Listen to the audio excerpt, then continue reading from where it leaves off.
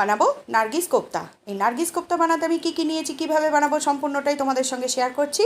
দেখে নাও, আমি নিয়েছি সেদ্ধ ডিম, আদা রসুন পেঁয়াজ আর chicken breast, boneless chicken.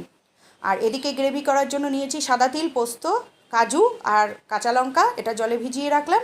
Chicken ব্রেস্টটাকে টুকরো টুকরো করে কেটে নেব। এবার মিক্সিতে চিকেনটা নিয়েছি, একটু রসুন পেঁয়াজ আর দুটো কাঁচা লঙ্কা দিয়ে একটা পেস্ট বানিয়ে নেব। পেস্টটাকে একটা পাত্রে ঢেলে ভালো করে মেখে নেব। এর মধ্যে দিয়ে দেবো পরিমাণ মতো নুন, হলুদ, গরম মশলা, তেল আর দেব চিকেন কারি মশলা। চিকেন কারি মশলা না থাকলে ম্যাগি মশলাও দিয়ে নেওয়া যায়, না হলে রোস্ট জিরে ধনে রোস্ট করেও সেটাও দিয়ে নেওয়া যায়। আর রোস্টেড বেসন দিয়ে আমি একটা পেস্ট বানিয়ে নিয়েছি। এবার ডিমটাকে এই চিকেন পেস্টের মধ্যে ভালো করে কোট করে নেব। কোট করে একটা বল মতো তৈরি করে নেব।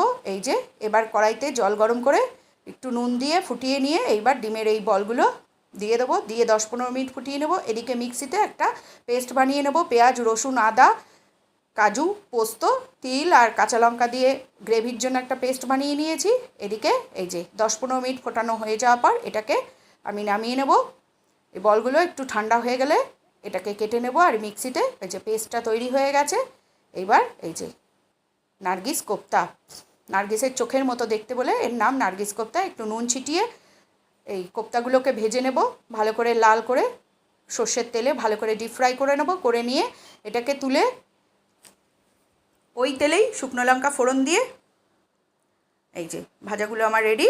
এবার শুকনো লঙ্কা ফোড়ন দিয়ে আমি মিক্সিতে করে রাখা পেস্টটা দিয়ে দেবো। কাজু তিল পোস্ত কাঁচা লঙ্কা পেঁয়াজ রসুন আদা আর টক দই দিয়ে মশলাটাকে ভালো করে কষিয়ে নেবো। এরকম তেল ছাড়া পর্যন্ত ভালো করে কষিয়ে নেওয়ার পর জল দিয়ে দেবো।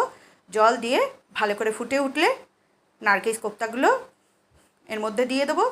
দিয়ে একটু শুকনো লঙ্কার গুঁড়ো দিয়ে দেবো। আর গ্রেভিটা যদি কেউ হলুদ চাও তাহলে এর মধ্যে হলুদ দিতে পারো, আমি দিইনি। এই যে একটু লাল লঙ্কার গুঁড়ো দিয়ে দিয়েছি। দিয়ে ভালো করে ফুটে উঠলে রেডি হয়ে গেলে এর মধ্যে কসুরি মেথি গরম মশলা গুঁড়ো আর ঘি দিয়ে এটাকে গ্যাসের ফ্লেমটা বন্ধ করে নামিয়ে নেব। কেমন হয়েছে নার্গিস কোপ্তা? গরম ভাতের সঙ্গে বা রুটির সঙ্গে নানের সঙ্গে এটা অসম্ভব সুন্দর লাগে। ঝটপট বাড়িতে বানিয়ে নাও। আর আমার এই রেসিপিটা কেমন হয়েছে তোমরা কিন্তু অবশ্যই জানিও। এই যে নার্গিস কোপ্তা কারি আমার রেডি টু সার্ভ।